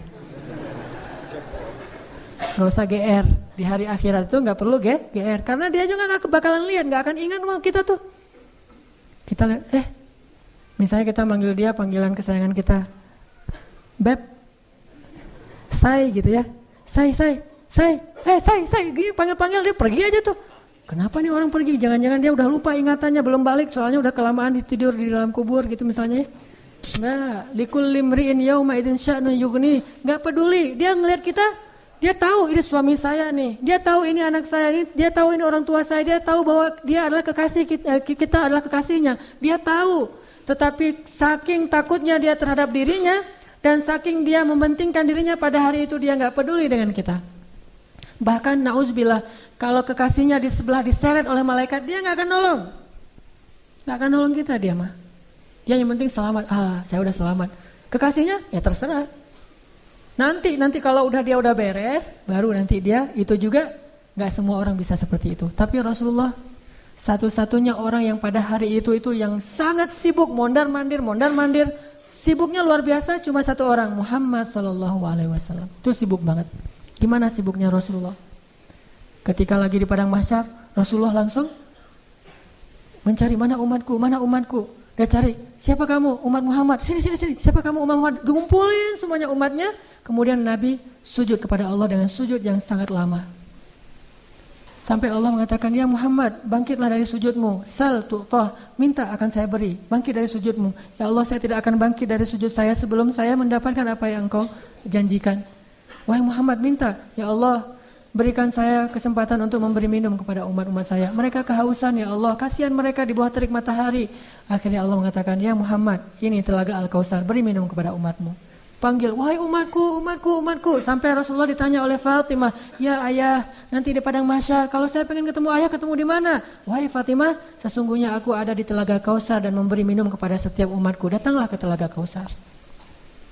Rasulullah padahal dijamin masuk surga, surganya Firdaus. Ngapain tuh capek-capek ngurus kita, pergi aja ke surga Firdaus menikmati hidup. Tapi beliau nggak rela, ditampakkan ke hadapan beliau, ini Firdaus, ini surgamu wahai Muhammad. Nabi Muhammad nggak akan tersenyum sedikit pun. Beliau nanya, umatku di mana ya Allah? Ini Firdaus, umatku di mana ya Allah? Mereka di padang mahsyar, langsung balik lagi keluar dari surga coba. Keluar dari surga cari, terus memberikan minum satu persatu. Bahagia banget ketemu umatnya tuh kayak ketemu kekasih lama, kasih minum. Kasih minum. Setelah minum satu teguk kita nggak akan haus lagi selama-lamanya. Ketika seorang ayah, ibu, kekasih meninggalkan kita, Rasulullah mencari kita. Di mana fulan? Di mana fulan? Honda Spasi motor, Spasi. Honda Space motor D4541 harap dipindahkan. D811NN juk putih di depan pintu gerbang segera dipindahkan. Oh. Cek. Tadi sampai di mana? Sampai Spasi. Cobain aja nih. Apa? Oh ya, sampai Telaga Kausar. Rasulullah SAW ya. Jadi ketika semua orang ngelupain kita, dan gak salah mereka ngelupain kita karena kita juga ngelupain mereka. Jadi jangan ke istri ya ngomongnya, Mah, Mama, Papa gak akan cinta-cinta banget sama Mama. Kenapa Papa? Nanti Mama pasti akan ngelupain Papa. Enggak kok Pak, gak akan lupa. Lupa. Kapan Pak? Nanti di akhirat. Oh iya, Papa juga gitu kan? Iya sih. Di situ emang semua orang saling melupakan, dan saling melupakan itu bukan karena Allah mencabut memori dan ingatan kita, karena memang kita mementingkan diri sendiri kecuali Rasulullah SAW. Di mana umatku ya Allah? Kasih minum satu-satu. Setelah dikasih minum, Rasulullah SAW sujud lagi. Ya Muhammad, kenapa engkau sujud? Sujudnya lama banget sambil menangis di hadapan Allah. Ya Rabbi, ya Rabbi, ya Rabbi. Terus Allah mengatakan, bangun ya Muhammad, aku berikan apa yang kau minta. Ya Allah, selamatkanlah umatku dari Sirat. Langsung Nabi meminta kepada Allah kayak gitu, kata Allah, maka tunggulah mereka di ujung Sirat. Nabi menunggu kita di ujung Sirat sambil mengatakan, Allahumma salim salim, Allahumma salim salim. Ya Allah selamatkan, ya Allah selamatkan. Maka yang amalnya banyak dia lewat. Ada juga yang jatuh ke dalam neraka. Rasulullah ketika tahu umatnya masih banyak yang di dalam neraka, langsung sujud lagi di hadapan Allah. Sujud yang sangat lama. Allah mengatakan, ya Muhammad, bangkitlah dari sujudmu, apa yang kau inginkan? Ya Allah, selamatkanlah seseorang dari api neraka yang di dalam hatinya ada iman walaupun sekecil biji kurma. Akhirnya kata Allah, selamatkan mereka yang ada iman sekecil biji kurma di dalam neraka.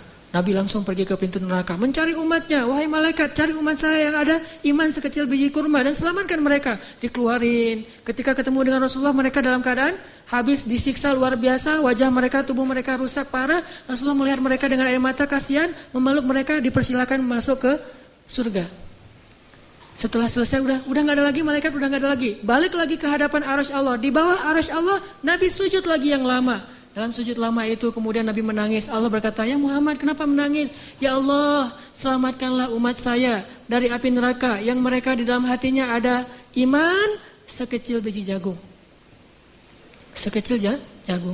Kata Allah, aku izinkan. Akhirnya Nabi Muhammad lari lagi ke neraka. Wahai malaikat, keluarkan yang ada iman sekecil jagung. Keluar lagi sekian ribu, sekian juta umat Nabi Muhammad. Udah selesai semua, udah gak ada sisa. Balik lagi di bawah arasy Allah. Sujud lagi yang lama, nangis lagi sepanjang waktu yang cukup lama. Sampai Allah bertanya, ya Muhammad, bangkit. Apa yang kau inginkan ya Allah? Keluarkanlah umatku yang di dalam neraka, yang di dalam hatinya ada iman sekecil biji sawi, zarrah. Kata Allah, aku izinkan. Lari lagi ke neraka, selamatin lagi. Balik lagi, sujud lagi, ya Allah. Kata Allah, ya Muhammad, apa lagi ya Muhammad? Bukankah aku sudah menyelamatkan banyak dari umatmu? Ya Allah, demi kasih sayang yang engkau miliki, selamatkanlah umatku yang mereka tidak punya amal kecuali hanya mengatakan la ilaha illallah. Kata Allah, aku izinkan. Nabi Muhammad kemudian lari ke neraka menyelamatkan kita dengan seizin Allah. Makanya Nabi mengatakan, katakan la ilaha illallah baru aku bisa menyelamatkan kalian. Ketika ketika pamannya mau meninggal, apa kata Nabi? Wahai paman, ucapkan kunci surga la ilaha illallah biar aku bisa nyelamatin paman. Walaupun gak ada amal sama sekali, tapi pamannya dengan takdir Allah tidak mengucapkan. Sibuk Rasulullah sepanjang padang mahsyar yang panas, kemudian di Sirat, kemudian di depan pintu neraka, terus sibuk untuk memikirkan ummati, ya Rabbi, kaifa ummati, gimana umatku ya Allah. Rasulullah hanya membukakan pintu surga untuk kita, tapi beliau tidak masuk surga. Kita yang disuruh masuk surga, beliau keluar lagi, sibuk lagi dengan yang lain. Kita yang difikirkan oleh Rasulullah SAW. Apakah orang tua kita bisa melakukan itu nanti di akhirat? Tidak. Cinta yang paling besar dari Rasulullah. Enggak lupa sama kita, kenal juga enggak. Bahkan kita berselawat kepada beliau aja malas. Beliau tidak menyelamatkan, ya Allah selamatin aja orang yang berselawat kepada saya. Yang enggak mau selawat enggak usah. Enggak. Yang ada iman sekecil zarrah, yang ada iman sekecil jagung, yang ada iman sekecil biji kurma, enggak masalah, yang penting umatku ya Allah, selamatkan mereka. Sampai pernah orang kalau sakaratul maut itu kan sakitnya luar biasa ya. Dan kita tahu adegan sakaratul maut Rasulullah. Apa yang beliau panggil? Ummati, umatku. Ketika beliau haji wada, apa yang beliau ucapkan? Sampaikan apa yang kalian dengar ini kepada umatku yang tidak mendengar, kepada kaum muslimin yang tidak mendengar. Akhirnya riwayat itu sampai kepada kita. Terus mikirin kita, hingga suatu hari Nabi lagi duduk bersama sahabat. Nabi bilang gini, wahai para sahabat, tahukah kalian siapa manusia yang paling dicintai oleh Allah dan aku juga mencintainya? Kata para sahabat, para nabi ya Rasul. Kata Rasul, kalau para nabi wajar dicintai oleh Allah, mereka itu adalah utusan-utusan Allah. Mereka dapat wahyu dari Allah. Mereka langsung berbicara dengan Allah seperti Musa, wajar dicintai oleh Allah. Tapi bukan itu maksud saya. Oh, kalau gitu para sahabat-sahabat Nabi seperti kami ya Rasul. Kalau kalian bertemu dengan aku, wajar jika Allah mencintai kalian. Wajar jika aku mencintai kalian karena kalian bertemu dengan aku. Dan kalian menjadi orang-orang yang langsung melihat mukjizatku. Tapi ada yang lebih dicintai oleh Allah daripada kalian. Siapa ya Rasulullah? Mereka adalah umatku yang datang setelah kalian. Mereka tidak pernah melihat aku, tetapi mereka beriman kepadaku dan mencintaiku, mengikuti sunnahku. Aku rindu kepada mereka. Kalian adalah sahabat-sahabatku, tapi mereka adalah keluargaku, kata Rasulullah SAW. Kita ini dianggap keluarga Rasul, Ahlul Bait loh. Bukan kita yang ngaku-ngaku Rasulullah keluarga kita. Itu mah wajar banget, orang kita orang biasa, Rasulullah orang luar biasa. Tapi Rasulullah ngaku kita sebagai keluarganya. Padahal Rasulullah tahu enggak semua dari kita itu setia kepada beliau. Yang marah ketika nama beliau dicoreng, yang marah ketika tentang beliau itu diselewengkan, yang marah ketika beliau dihina. Enggak semua dari kita punya kesetiaan yang besar kepada beliau. Tapi beliau menganggap kita keluarganya. Beliau rela menghabiskan hidupnya dalam kesusahan demi supaya hidayah ini sampai kepada kita. Siapa sih yang mau susah payah untuk kita kalau bukan karena mencintai kita?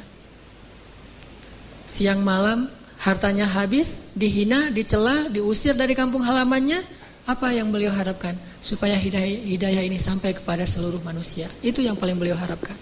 Sampai pernah Rasulullah lagi duduk lewat seorang orang Bani Israel lagi menggotong jenazah gitu.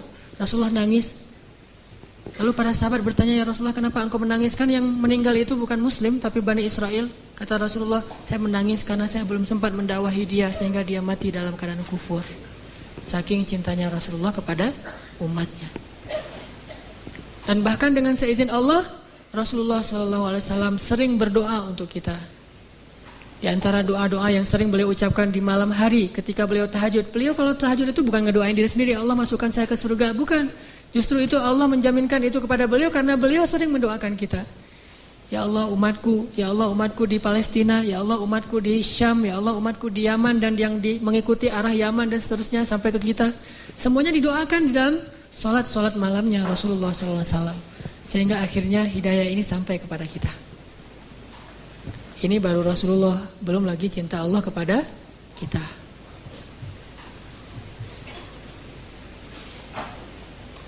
Masih ingat dengan ayat Qul ya ibadiyalladzina asrafu ala anfusihim.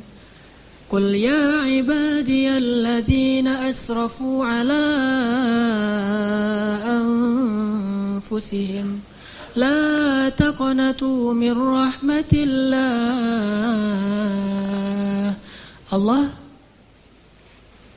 berfirman kepada orang-orang yang banyak dosa seperti kita, yang pernah berzina, yang pernah minum khamar, yang mungkin pernah membunuh, yang pernah makan riba, yang pernah mengambil hak orang lain secara tidak benar, yang pernah melakukan dosa diam-diam, yang pernah ragu sama Allah, yang pernah diam-diam menuduh Allah dengan tuduhan-tuduhan yang gak pantas kepada Allah, yang banyak dosa, yang kotor, hina, dina. Allah bilang, ya ibadi, hambaku, gitu. Lembutnya panggilan Allah kepada kita. Allah gak menganggap, wahai manusia, wahai pendosa, wahai orang yang hina. Enggak, Allah bilang, qul ya ibadiyalladzina asrafu ala anfusihim. Bilang kepada hamba-hambaku yang banyak dosa. Tapi Allah gak bilang yang banyak dosa, yang melampaui batas terhadap dirinya. Lembut sekali bahasa Allah. Udah banyak dosa, Allah masih memanggil kita hamba. Sama kayak seorang ibu, anaknya udah durhaka siang malam kepada ibunya, ibunya masih memanggil kepada anaknya, anakku, gitu. Gak marah sama sekali. Bahkan ketika kita melakukan dosa, diam-diam di malam hari, tidak ada yang melihat kecuali Allah, kemudian cuma satu malaikat yang mencatat. Allah Subhanahu wa ta'ala berbisik kepada malaikat itu, jangan catat dulu, mungkin besok dia akan bertobat. Dan jangan kabarkan ini kepada malaikat yang lain. Allah kalau kita buat dosa diam-diam, Allah tutupi aib kita, gak mau ngasih tahu kepada yang lain. Tapi begitu kita taubat, Allah langsung mengatakan, wahai para malaikat, lihat hambaku itu, dia bertaubat. Giliran kita beramal soleh, Allah umumkan. Giliran kita buat dosa, Allah diam aja. Allah ngelihat, Allah maha syahid, maha alim, maha khabir. Allah menyaksikan yang kita lakukan di malam hari. Allah ngelihat hambaku. Ketika Allah melihat hambaku, Allah kasihan sama kita. Kenapa engkau melakukan itu, wahai hambaku? Malaikat mau catat, wahai malaikat tunggu dulu ya, besok dia mau bertobat mungkin. Dan Allah gak akan manggil, hei malaikat semuanya lihat nih hambaku lagi berbuat dosa. Enggak, ditutup ya aib kita. Besok ditunggu sehari, oh malaikat ya Allah nih udah besok nih, tar dulu, tar malam mungkin dia taubat. Allah membuka pintu taubat untuk dosa siang hari di malam hari. Allah buka pintu taubat di malam hari untuk dosa di siang hari, dan membuka pintu taubat di siang hari untuk orang yang berdosa di malam hari. Oh tunggu nanti malam dia mungkin bertobat. Udah malam, ya Allah dia udah tidur, mungkin bentar lagi dia bangun. Gak bangun juga, 24 jam Allah nunggu kita. Gak boleh catat dulu. Hari pertama gak bertobat, gak datang kepada Allah. Tunggu nanti hari Jumat, siapa tahu pas hari Jumat dia datang bertobat kepadaku. Allah tunggu di pintu masjid, mana hambaku yang itu gak datang-datang. Allahu Akbar, Allahu Akbar. Kita masih sibuk di rumah, kita sibuk di pasar, kita sibuk bekerja, kita menunda-nunda, alasannya kita macet di jalan. Allah tunggu kita di masjid. Di mana? Di depan mihrab. Begitu imam mau naik ke atas mimbar, Allah mana hambaku, kayak seorang yang mencari kekasihnya yang hilang. Gak datang juga, ya udah malaikat tunggu Jumat yang akan datang. Ya Allah ini udah berapa puluh Jumat, tunggu Ramadan. Ya ayyuhalladzina amanu kutiba alaikumusiyam. Allah tunggu di langit dunia. Ini Ramadan, mudah-mudahan hambaku datang. Gak datang juga, Allah tunggu. Oh siapa tahu nanti dia akan datang kalau nanti dia sudah menikah. Udah nikah belum datang juga. Ya udah deh, wahai malaikat, kasihan nanti daripada hambaku gak sadar, kasih dia sedikit masalah. Allah kasih masalah buat kita karena Allah pengen banget ngampunin dosa-dosa kita. Allah ngasih kita musibah karena Allah pengen banget ngelihat kita datang menangis, lalu Allah Subhanahu wa taala akan menyambut kita dengan kasih sayangnya. Halumu ilayya ya abdi, datang ke sini wahai hamba-hambaku, kasih masalah dikit. Enggak datang juga. Terus kata Allah, malaikat jangan catat dulu. Kenapa ya Allah? Siapa tahu nanti di akhir hayatnya dia balik kepadaku. Tunggu sama Allah tuh. Begitu kita sakit menjelang kematian kita, baru Allah ternyata ngelihat kita kayaknya nih udah ada perubahan, tiba-tiba kita datang kepada Allah menyesal, ya Allah saya banyak dosa, ini bentar lagi malaikat mau cabut nyawa kita. Tuh kan hambaku ini bertobat, sini hambaku, langsung diselamati, langsung seolah-olah didekap, dipeluk oleh Allah. Dan malaikat yang mencatat tadi tidak jadi mencatat. Kata Allah, lihat wahai malaikat, hambaku ini bertobat. Jangan catat keburukan dia. Wahai seluruh malaikat, lihat hambaku ini sudah bertobat. Allah umumkan. Lalu Allah mendekap kita dengan kasih sayangnya. Allah mengampuni seluruh dosa-dosa kita. La ubali, kata Allah. Wahai hamba-hambaku, jika kalian datang kepadaku meminta ampun, padahal kalian memiliki dosa sebanyak langit dan bumi, akan aku ampunkan dosa kalian semuanya. Wala ubali, dan aku tidak peduli sebanyak apa dosa itu.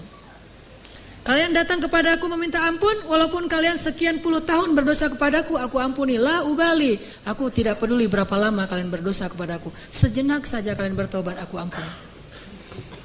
Kurang apa coba? Dan bukan hanya menunggu. Ketika kita jauh dari Allah, kita nggak ingat sama Allah, kita kadang-kadang berkhianat kepada Allah, kita mengabaikan Allah Subhanahu Wa Taala. Sepanjang Allah menunggu, adalah Allah juga terus membimbing kita. Kalau kita salah jalan, Allah kasih petunjuk.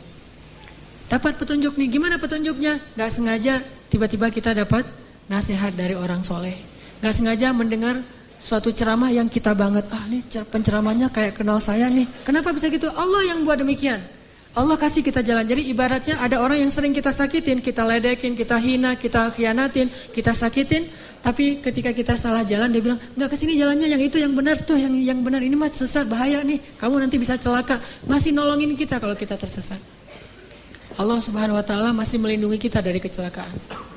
Kalau bukan karena Allah sabar banget menunggu kita bertaubat, pasti Allah sudah melaknat dan membinasakan kita sejak awal kita berbuat dosa. Tidakkah Allah cukup buat kita? Nikmat yang kita rasakan siang dan malam padahal kita gak sholat. Coba, harusnya kalau gak sholat itu langsung dibinasain ya. Tapi kita gak sholat, Allah kasih nikmat. Jangan berpikir sekolah yang membuat kita sekarang itu bisa mengenal hak dan batil. Karena banyak orang yang sekolah tetapi tidak bisa membedakan hak dan batil. Jangan berpikir orang lain yang menyadarkan kita. Sesungguhnya Allah lah yang menyadarkan kita. Sehingga dengan cara Allah akhirnya kita berubah 100%. Dari dulunya gak bisa ngaji sama sekali, sekarang bisa belajar ngaji dan bahkan udah bisa ngaji. Yang dulunya sama sekali jangankan masuk ke masjid, ngelihat masjid juga kadang-kadang males gitu, sekarang bisa jadi orang yang di shaf pertama masjid, bahkan jadi imam, jadi muazin. Rahmat dari siapa kalau bukan dari Allah Subhanahu Wa Taala? Nanti di akhirat dengan dosa kita yang banyak, tapi sekali kita mengatakan astagfirullahalazim, itu udah cukup untuk Allah punya alasan mengampuni semua dosa-dosa kita. Kita mencela Allah 1000 kali, lalu kita bilang astagfirullah sekali, 1000 kali itu Allah lupain. Udah gak apa-apa, aku ampunkan dosa hambaku. Saking senangnya Allah kepada kita yang bertobat, itu seperti kalau bahasa Nabi mah seperti seorang keluarga, satu keluarga yang menunggu kedatangan orang yang paling dia cintai yang pergi jauh dan lama tidak pulang. Begitu dia datang, mereka akan menyambutnya dengan sangat bahagia. Kalau kita berbuat keburukan, Allah kasih kita satu dosa supaya gampang diampunin. Tapi kalau kita berbuat kebaikan, Allah kasih kita 10 kali pahala supaya bisa menutupi dosa-dosa kita. Allah maha baik kepada hamba-hambanya. Rasulullah SAW setia banget sama kita. Maka cukuplah Allah dan Rasul yang paling kita cintai dalam hidup kita. Maka setelah itu kita tidak akan sengsara lagi. Teman-teman yang dirahmati Allah Subhanahu Wa Taala, ada seorang laki-laki yang buta, lumpuh, tua, sendiri sebatang kara, miskin, tinggal di sebuah gubuk.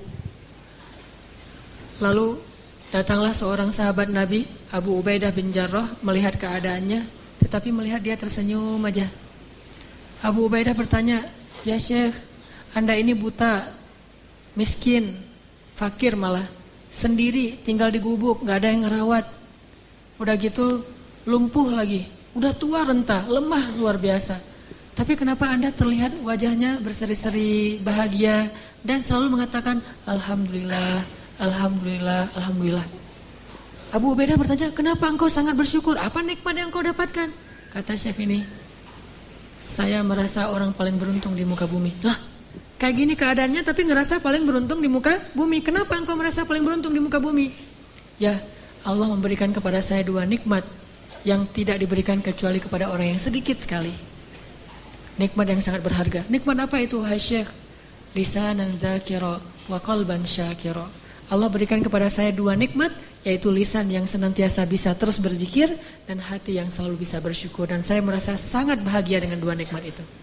Lisan yang terus berzikir, hati yang terus bersyukur. Dan itu sudah cukup buat saya. Artinya apa? Orang kalau sudah menjadikan Allah segalanya dalam hidupnya, bisa menyebut nama Allah aja, bisa mensyukuri nikmat Allah yang walaupun kalau dilihat orang lain tidak ada nikmatnya, kecuali yaitu lisan yang bisa berzikir, itu udah membahagiakan. Gimana dengan kita yang bukan orang tua, bukan orang miskin, bukan orang fakir, bukan sebatang kara, bukan orang buta. Kenapa kita tidak bisa bahagia seperti dia? Karena kita tidak menjadikan Allah segalanya dan cukup di dalam hati kita. Karena Allah tidak segalanya dan cukup dalam hati kita. Padahal kalau kita libatkan Allah dalam hidup kita, Allah akan selesaikan semua urusan kita. Masih ingat kisah 2 orang yang saling berhutang tapi pakai nama Allah? Kita mah kalau berhutang pakai apa? Notaris ya, juru tulis, pakai admin, pakai saksinya manusia. Ini enggak, Allah yang dilibatin. Jadi ada 2 orang, dua-duanya soleh, saling berhutang. Si A berhutang ke si B, kata si A, "Akhi, boleh saya berhutang, saya butuh uang." "Oh boleh. Dikasih duit berapa? 100 dinar, dikasih 100 dinar. Setelah dikasih 100 dinar, yang punya uang bilang, "Ini nanti saksinya siapa nih? Kita cuma berdua." Kata orang yang berhutang, "Boleh enggak kalau saksinya Allah?" Kata yang memberi hutang, "Oh kalau Allah boleh. Allah tuh sebaik-baik saksi." "Ya saya setuju, ya udah saya serahin nih duitnya." Allah sebaik-baik saksi. Udah gitu kepikiran lagi, nanti bayarnya kapan? Beri saya waktu 1 tahun. Kalau kamu nanti 1 tahun gak sanggup bayar, gimana jaminannya? Siapa yang menjamin?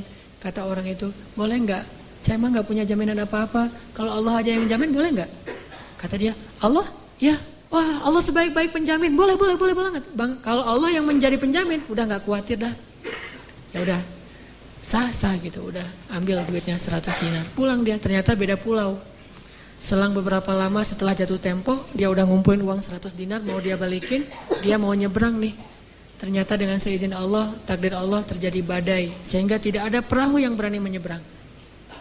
Yang punya uang, nungguin di balik lautan, dia nunggu di pantainya. Mudah-mudahan hari ini dia datang membayar hutang saya, karena saya kenal dia orang yang jujur, amanah, baik hati, pasti dia akan datang. Ditunggu, gak datang-datang.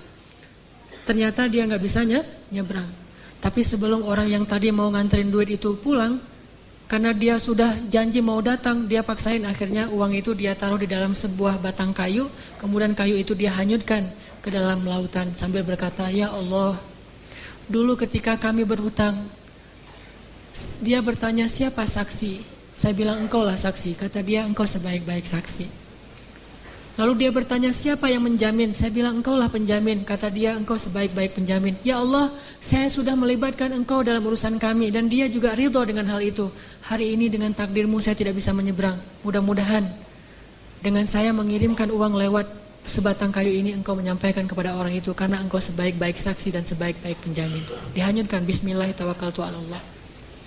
Orang yang nunggu di seberang, karena udah sore akhirnya dia pulang. Sebelum dia pulang, dia lihat ada sebatang kayu yang terapung-apung. Dia ambil untuk jadi kayu bakar di rumahnya untuk menghangatkan tubuh. Pas dia belah di rumahnya, dia temukan bungkusan dan dia buka, ada uang 100 dinar. Ada surat di situ, "Akhi, maaf saya gak bisa menyeberang, soalnya terjadi badai yang luar biasa di sebelah sana. Tetapi saya coba titipkan ini kepada sebaik-baik saksi dan sebaik-baik penjamin Allah. Mudah-mudahan sampai kepadamu." Ketika dia baca itu, dia langsung bertakbir, "Allahu Akbar, hasbunallah wa ni'mal wakil." Mungkin kita gak bisa kayak gitu dalam hutang piutang. Mau hutang piutang kayak gitu? Kita datang ke salah satu finance, "Pak, saya mau kredit motor." "Oh ya Mas, silakan kredit motor nih, ada beberapa produk nih dari kita nih yang setahun, 2 tahun, 3 tahun. "Oh boleh, saya mah 3 tahun aja biar gampang gitu." "Oh ya. Jaminannya apa? Ada PPKB atau apa gitu? Atau slip gaji atau apa?" "Boleh enggak? Allah aja yang jadi jaminannya." Ada yang mau kayak gitu? Kenapa enggak mau? Karena Allah tidak cukup buat kita. Mungkin cukup buat kita, tidak cukup buat orang yang berhutang. Kita mah udah baik-baik. Oh Allah sebaik-baik saksi, Allah sebaik-baik penjamin. Wah, orang kayak gini nih bakal rugi. Kenapa? Semua transaksi dia tuh gagal karena dia berhadapan dengan orang yang tidak beriman. Tetapi kalau sama-sama beriman, masalahnya satu beriman, satu tidak. Memang nggak akan rugi, tetap Allah ganti. Cuman masalahnya kan agak-agak melas gitu ya. Gimana uang saya nggak balik-balik? Ada aja alasan. Saya ketuk pintu rumahnya nggak dibukain, saya telepon nggak diangkat, saya SMS nggak di-read. Ini kalau kita berinteraksi dengan orang yang tidak menjadikan Allah sebagai hasbi Allah. Setidaknya kalau kita bertransaksi, ucapkan bismillahirrahmanirrahim. Kita mau tidur, bismillahirrahmanirrahim. Libatin Allah dalam semua aktivitas kita deh. Dan itu cukup sekali buat kita. Gak akan rugi. Satu-satunya nama yang kalau kita ucapkan itu gak rugi adalah nama Allah. Kita nyebutin nama ibu, kadang gak ngaruh. Tapi kalau kita nyebut nama Allah subhanahu wa ta'ala, itu luar biasa buat kita. Bahkan orang yang ahli maksiat pun kalau nyebut nama Allah, Allah selamatkan. Sedikit aja kita nyebut nama Allah, Allah udah langsung mengubah takdir untuk kita. Masih ingat kisah orang laki-laki di zaman Nabi Musa? Nabi Musa tanya kepada Allah, ya Allah, siapakah orang yang paling rendah nilainya di matamu di antara umatku? Kata Allah, itu laki-laki yang kalau sholat paling belakang. Cari sama Nabi Musa, oh itu yang masbuk permanen. Jadi istiqomah banget untuk masbuk. Asal sholat pasti masbuk. Dan masbuknya itu bukan masbuk rakaat kedua, masbuk salam. Pasti tahiyat terakhir aja dia datang tuh. Kalau sholat Jumat duduk paling belakang deket teras atau di teras. Giliran selesai salam yang paling duluan bunyiin kendaraan. Yang pertama nyalain motor. Pulang duluan gitu. Itu tuh yang paling rendah nilainya di mataku di antara umatmu. Oh itu si kakek-kakek buta masbuk terus. Nabi Musa ngemandangnya sebelah mata. Ini orang pasti ini munafik. Pasti ini gak ada nilainya di apa. Pasti dia gak akan masuk surga. Terus diperhatikan gak ada perubahan. Sampai suatu saat Nabi Musa ngepoin dia, mana dia kok gak datang? Ternyata pas ditanya, dia udah meninggal dunia. Makanya gak datang lagi. Udah gak istiqomah sekarang masbuknya. Karena udah meninggal. Is dead lah ya. Nabi Musa tanya ke Allah, ya Allah, gimana keadaan orang itu di akhirat? Apakah dia masuk surga atau neraka? Kata Allah, ya Musa, dia itu udah masuk surga. Nabi Musa kaget, hah? Gimana ceritanya ya Allah dia masuk surga? Bukannya dia gak punya amal sama sekali, sholatnya juga males-malesan, datang ke masjid selalu telat. Kata Allah, ya Musa, tahukah kamu? Suatu hari sebelum dia meninggal, hari terakhir dia sholat dan masbuk, tetap masbuk. Hari terakhir dia sholat, masbuk. Pas dia pulang, dia dibantu oleh seorang pembantu yang bawa dia pulang. Di tengah jalan, dia bertanya kepada pembantunya, kita sekarang lagi di mana nih? Kalau dalam riwayat yang lain mengatakan dia kesasar, nggak ada pembantu, kesasar sampai ke tengah lapangan, tanah yang lapang, ketemu orang dia tanya, mas, saya ini lagi di mana nih? Orang buta, orang itu mengatakan, bapak lagi ada di sebuah tanah yang luas, tanah yang lapang. Kata dia, enggak, rahmat Allah lebih lapang, rahmat Allah lebih luas. Cuma itu doang kata-kata dia tuh. Wahai Musa, dia mengatakan rahmatku lebih luas. Dan memang rahmatku luas wahai Musa. Maka dengan itu aku ubah takdirnya. Sesungguhnya rahmatku mendahului takdir. Sesungguhnya rahmatku lebih besar daripada kemarahanku. Allah marah sama pembuat dosa. Tapi begitu pembuat dosa ngelirik ke langit dikit aja, Allah langsung perhatiin ada apa gitu. Allah udah langsung, kalau bahasa kita mah kayak kegeeran gitu. Padahal Allah itu maha mulia, gak perlu GR. Tapi Allah saking perhatiannya sama kita, begitu kita ngeliat ke langit sedikit, wahai hambaku pengen berdoa, pas kita bilang astagfirullahaladzim, langsung dihapuskan dosa-dosa kita. Sesungguhnya rahmat Allah, kasih sayang Allah lebih luas daripada kemarahannya. Itulah kenapa kita harus menjadikan Allah segalanya dalam hati kita. Hasbi Allah wa ni'mal wakil. Mudah-mudahan ini bisa menyemangati kita dalam hidup kita. Pokoknya kalau belum udah pakai helm, udah pakai jaket yang tebal, udah pakai sepatu yang benar-benar udah kayak orang naik Harley gitu ya. Padahal naiknya bebek gitu, tapi udah kayak orang naik Harley. Udah lengkap tuh pakaiannya. Jangan pernah merasa aman sebelum mengatakan Bismillahirrahmanirrahim. Udah ikhtiar ini, ikhtiar itu. Jangan pernah merasa cukup sebelum mengatakan Tawakkaltu 'alallah. Pokoknya kalau belum ngelibatin Allah, belum selesai. Kalau udah ngelibatin Allah, yang lain belum selesai, insya Allah Allah selesaikan. Allah cukupkan. Allah berikan jalan keluar untuk kita. Wa may yattaqillaha yaj'al lahu makhraja. Itulah modal hidup kita. Mudah-mudahan itu bisa menjadi obat hati kita. Mudah-mudahan juga menjadi solusi dalam masalah-masalah kita. Marilah kita tutup dengan sama-sama berdoa. Semoga Allah memberi kita hidayah dan menyayangi kita sebagaimana Allah menyayangi para anbiya dan orang-orang soleh. A'udzu billahi minasy syaithanir rajim. Bismillahirrahmanirrahim. Alhamdulillahi rabbil alamin. حمدا يوافي نعمه ويكافئ مزيدا يا ربنا لك الحمد كما ينبغي لجلال وجهك الكريم وعظيم سلطانك اللهم صل وسلم وبارك على سيدنا محمد وعلى آله وصحبه أجمعين رضينا بالله ربا رضينا بالله ربا رضينا بالله ربا وبالإسلام دينا وبمحمد نبيا ورسولا. Ya Allah, ya Tuhan kami, ya Allah yang maha lembut, ya Allah yang maha baik, ya Allah yang maha pengasih, ya Allah yang maha penyayang, ya Allah yang maha memiliki segala cinta dan kasih sayang yang tidak terbatas. Ya Allah, Engkaulah yang memberi kami rezeki sepanjang hidup kami, Engkaulah yang memelihara kami, Engkaulah yang mengurus kami siang dan malam. Ketika kami tidur, Engkau berikan kepada kami ketenangan. Ketika kami bangkit dari tidur kami, Engkau memberikan kepada kami rezeki dan karunia anugerah yang tidak terhitung jumlahnya, ya Allah. Ya Arhamar Rahimin. Engkaulah yang menciptakan kami, dan Engkau sebaik-baik pencipta.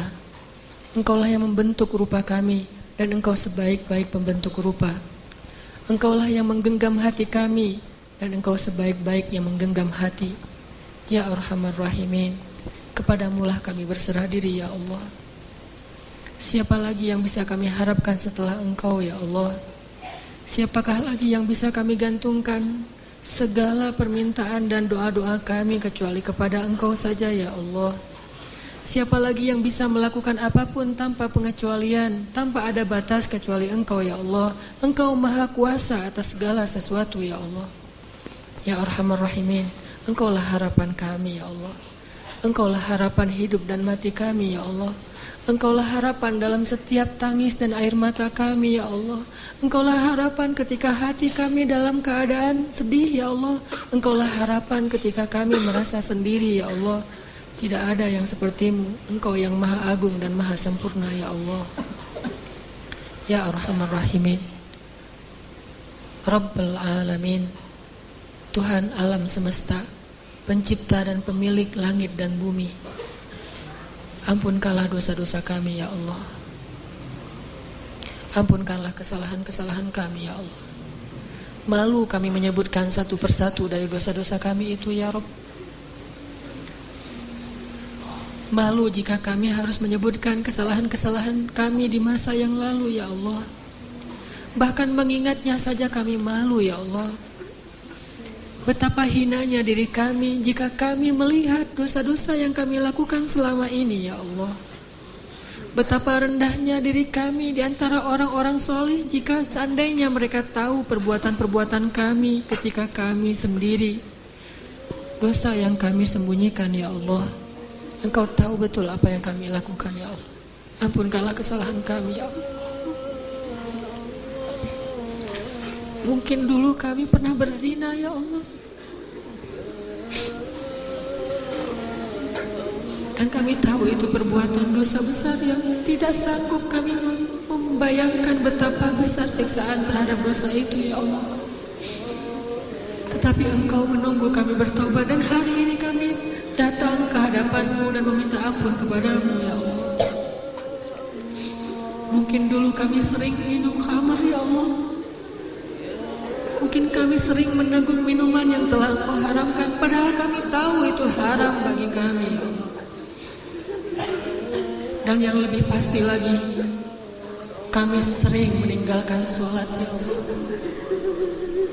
Kami tidur di waktu subuh, kami baru bangun ketika matahari sudah panas, dan kami tidak merasa berdosa akan kesalahan-kesalahan itu, ya Allah. Kami mendengar nama-Mu dikumandangkan di dalam azan-azan di menara-menara masjid. Allahu Akbar, asyhadu an la ilaha illallah, hayya 'alas shalah. Kami mendengar Engkau memanggil kami datang ke rumah-Mu, tetapi kami mengabaikan panggilan-Mu. Kami meneruskan pekerjaan, kami meneruskan permainan, kami meneruskan aktivitas dan perbuatan-perbuatan sia-sia kami. Kami mengabaikan panggilan-Mu, ya Allah. Tetapi ketika kami punya masalah, kami berharap Engkau mendengar permintaan kami, ya Allah. Ketika Engkau memanggil kami menutup telinga kami. Tetapi ketika kami memanggil Engkau, kami ingin Engkau segera mengabulkan doa-doa kami. Betapa egoisnya hamba-Mu ini, ya Allah. Ampunkanlah dosa-dosa kami, ya Allah. Sungguh rugi kami menjadi hamba jika Engkau tidak mengampuni dosa-dosa kami, ya Allah. Jika Engkau tidak memaafkan kesalahan kami, betapa rugi ibu yang telah mengandung dan melahirkan anak seperti kami, ya Allah. Jangan biarkan setiap tetes keringat ayah kami sia-sia karena dosa-dosa yang belum Engkau ampunkan untuk kami, ya Allah. Jangan biarkan setiap tetes susu ibu kami sia-sia karena kami tumbuh menjadi anak-anak yang durhaka dan tidak diampuni dosa-dosanya, ya Allah. Ampunkanlah dosa-dosa kami, ya Allah. Sungguh kami masih merasakan dampak dari dosa itu di dalam hati kami sekarang ini, ya Allah. Kami tahu hanya dosalah yang membuat hati kami menjadi keras. Dosalah yang membuat kami tidak khusyuk di dalam sholat. Dosalah yang membuat kami tidak menangis ketika membaca ayat-ayat-Mu. Dan sampai hari ini kami masih merasakan kerasnya hati kami karena dosa-dosa kami di masa lalu, ya Allah. Kami tahu Umar bisa menangis ketika membaca ayat-ayat-Mu, tetapi kami belum bisa menangis sepertinya, ya Allah. Pasti karena dosa yang belum Engkau ampuni, ya Allah. Kenapa, ya Allah? Apakah kami masih banyak kesalahan dalam beramal sehingga tidak layak diampuni? Maafkanlah amal-amal kami yang kurang itu, ya Allah. Banyak orang yang bisa sholat malam dan khusyuk di dalam sholatnya. Tidak mungkin kami tidak mampu bangun malam hari padahal kami sehat, kecuali dihalangi oleh dosa-dosa kami sendiri, ya Allah. Ampunkanlah dosa-dosa kami, ya Allah. Kami sadar sampai hari ini masih banyak dosa, dan buktinya kami belum bisa maksimal dalam mengingat-Mu, ya Allah. Hati kami belum wajilat ketika mendengar nama-Mu, ya Allah. Pasti itu penyebabnya adalah dosa, ya Allah.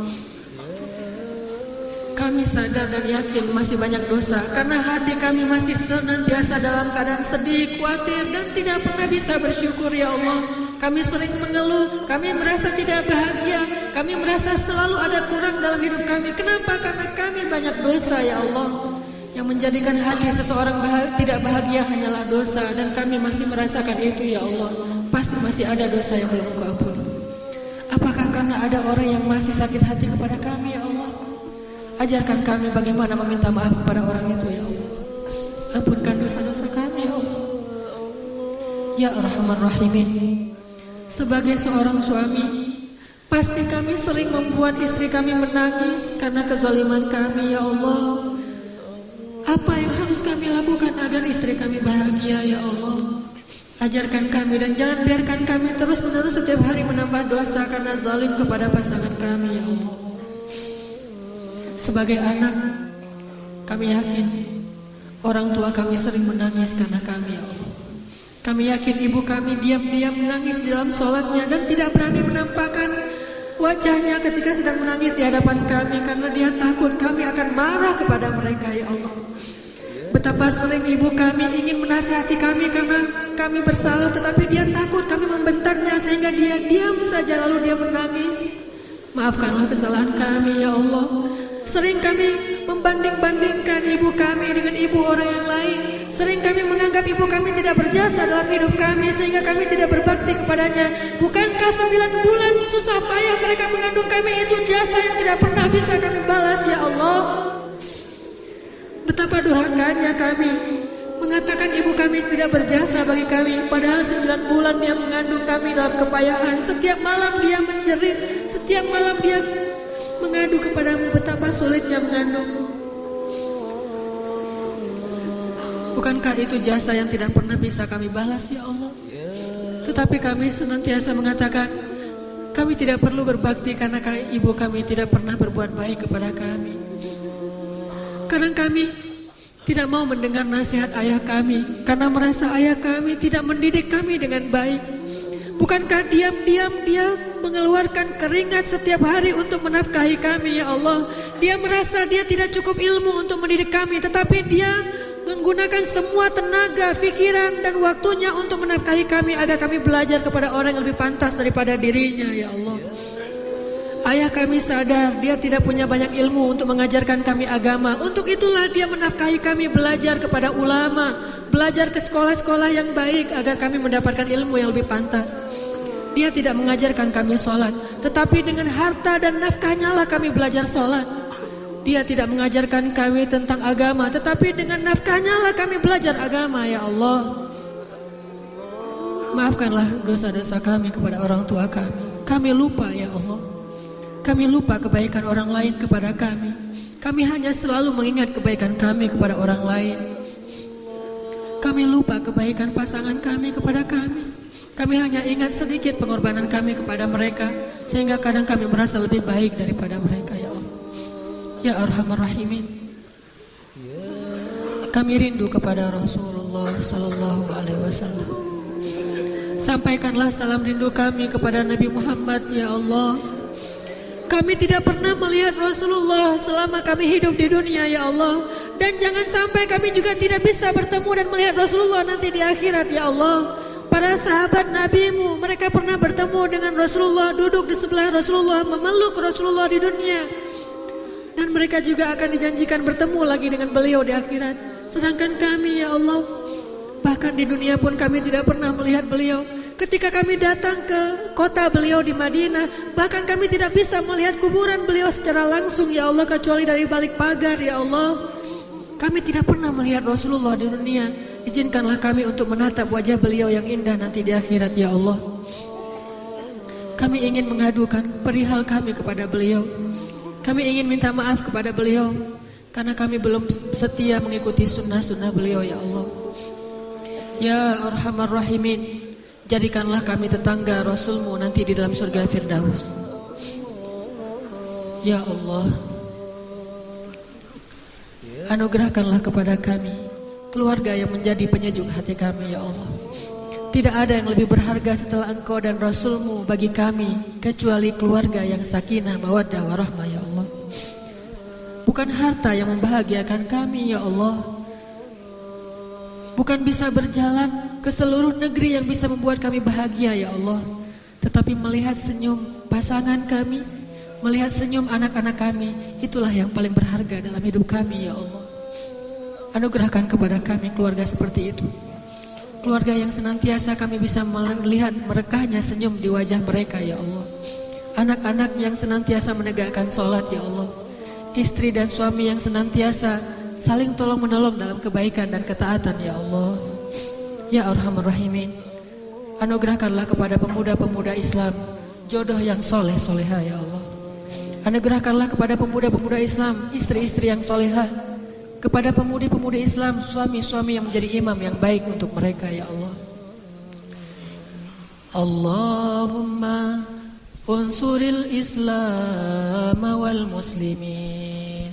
Ya Allah, hari ini pasti banyak masih di antara kaum muslimin yang menangis karena kelaparan di negeri-negeri yang terjajah itu ya Allah. Palestina, Gaza, Suriah, Irak, Yaman, Rohingya, Nigeria, Kongo, Afrika. Di seluruh dunia banyak kaum muslimin yang tertindas ya Allah. Banyak perempuan-perempuan yang dihina ya Allah. Banyak orang tua yang diinjak-injak ya Allah. banyak kaum muslimin yang kehilangan harta, rumah mereka ya Allah, bahkan kehormatan mereka ya Allah. Ya Arhamar Rahimin, tolonglah kaum muslimin di seluruh dunia ya Allah. Ya Allah, kami cinta dengan Masjidil Aqsa. Demi Engkau ya Allah, demi Engkau yang menggenggam jiwa kami di dalam genggaman-Mu ya Allah, kami bersumpah atas nama-Mu ya Allah, kami cinta dengan Masjidil Aqsa ya Allah. Jadikanlah kami salah satu di antara pembebas Masjidil Aqsa. Ya Allah, kami meminta kepadamu ya Allah, di dalam rumahmu ya Allah, di dalam majelis yang Engkau cintai ini ya Allah, kuburkan jasad kami di dalam tanah Masjidil Aqsa ya Allah. Kuburkan jasad kami di dalam tanah yang Engkau berkahi di dalam Masjidil Aqsa ya Allah. Tumpahkanlah darah kami mengalir sebagai darah para syuhada ya Allah. Janganlah Engkau matikan kami di atas tempat tidur kami yang empuk ya Allah. Matikanlah kami di tangan musuh-musuh-Mu ya Allah. Matikanlah kami di tangan orang-orang yang kufur kepadamu ya Allah. Setelah kami berjuang dan Engkau ridho kepada kami ya Allah. Rabbana zalamna anfusana wa illam taghfir lana wa tarhamna lanakunanna minal khasirin. Rabbana atina fid dunya hasanah wa fil akhirati hasanah wa qina adzabannar. Ya Allah, kami berlindung kepadamu dari su'ul khatimah. Kami berlindung kepadamu dari azab kubur. Kami berlindung kepadamu dari neraka jahannam. Amin ya rabbal alamin.